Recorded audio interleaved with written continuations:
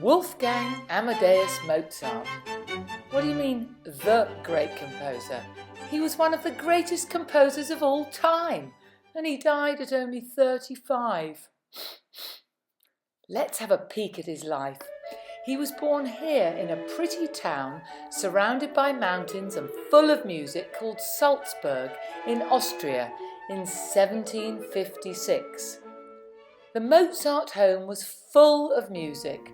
Wolfgang's father was a composer and a violinist and a music teacher. And when Wolfgang was still a baby in his cot, he would listen to his older sister Nannerl play the harpsichord while his mother looked on. And he probably thought, I'm going to be much better than her one day soon. Do you know that he and his sister were the only two out of the Mozart's 7 children to survive? Poor Mrs. Mozart.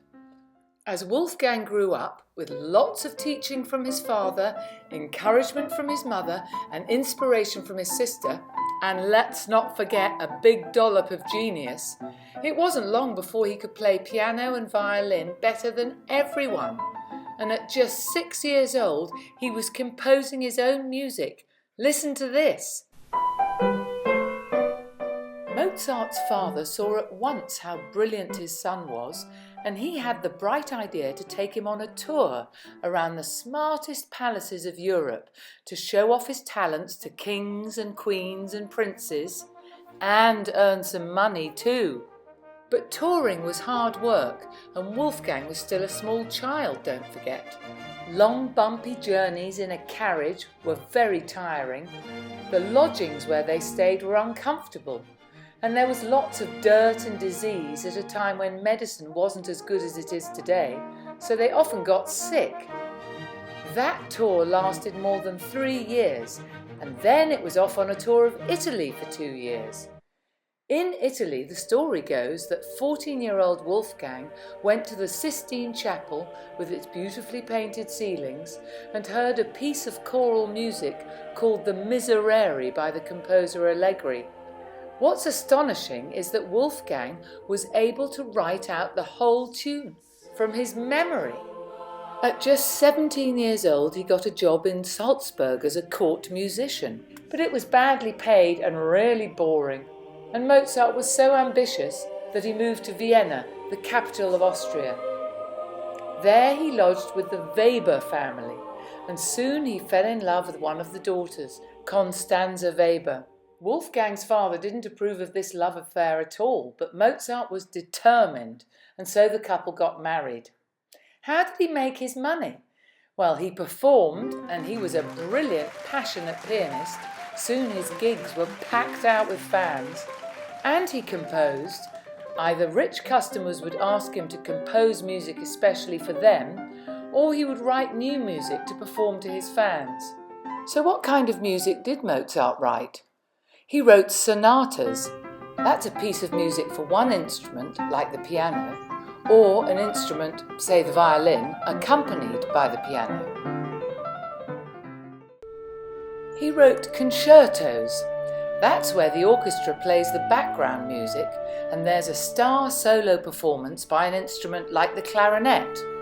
He wrote a whopping 25 concertos for the piano. Have a listen to this.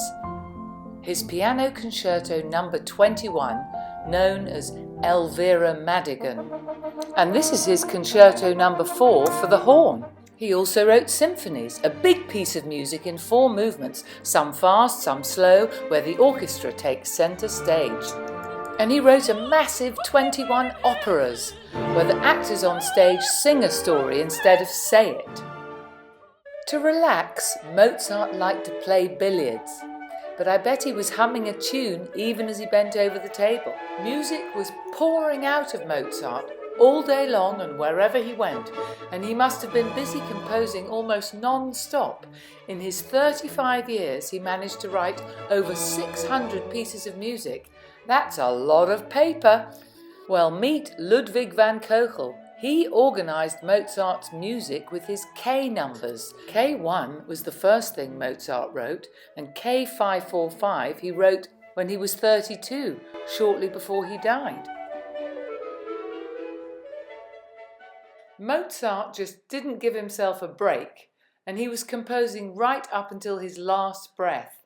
By the end of 1791, he was exhausted, depressed, overworked, and feeling very ill. He still managed to finish his last opera, The Magic Flute, and was working on funeral music for a customer when he died on December the 5th. Like everyone else who wasn't an aristocrat, Mozart was buried in a normal open grave in a cemetery in Vienna. Shortly afterwards, people realized what a musical genius he was. People as brilliant as Mozart don't come round very often. We're so lucky to enjoy all the wonderful music he left us, and in his short 35 years, he made the world a much richer place for us all.